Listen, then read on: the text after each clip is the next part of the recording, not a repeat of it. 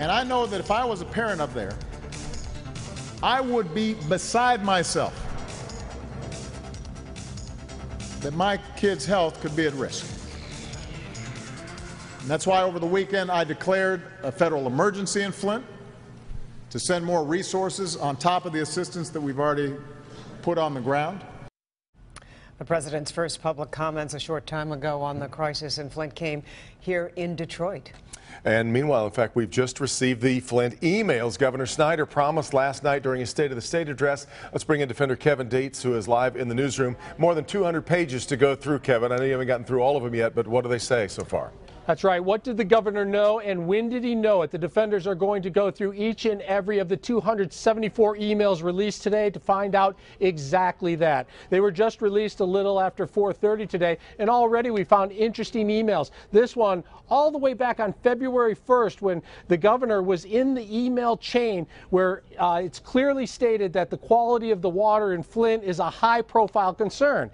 And then, just as recently as September 23rd, another email that goes to Governor Rick Snyder, this one from his chief of staff that says, I think they're playing politics, that this may be a political issue. And he goes on to say, and let me show you a full screen here because I want you to see what they're saying here. The chief of staff goes on to say, I'm not sure how much background you need on all of this, so I don't want to flood you with stuff. Then, just a few days after that, the governor says he's in a sit-down meeting and he finds out everything. Let's listen to the background story on this. We need to make sure this never happens again in any Michigan city. An angry Governor Rick Snyder told the state he was outraged that critical information was not reaching his desk, his emails being voluntarily released today.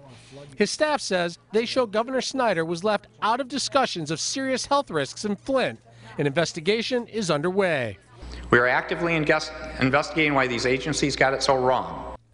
The governor says he found out September 28th, but should have known back on April 25th when EPA water expert Miguel Del Toro sent emails to multiple people with the state saying, I'm worried that the whole town may have much higher lead levels than the compliance results indicated.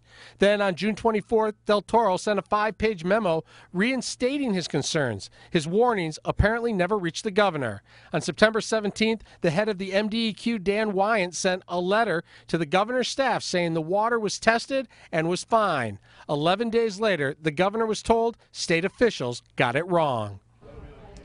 So the governor should have been notified multiple times that there was a serious problem in Flint. Every time one of those warning letters came from the EPA to the DEQ, someone on the governor's staff was notified, and they should have told the governor, but they didn't. The governor seemed upset about that last night in the State of the State address, and he says he's not going to let that happen again. But what we need to do is look at each and every one of these emails and find out when the governor was included on the emails and what it says in here. Was there something in here that should have triggered the governor to say, hey, I need more information. I want to know everything there is to know about Flint.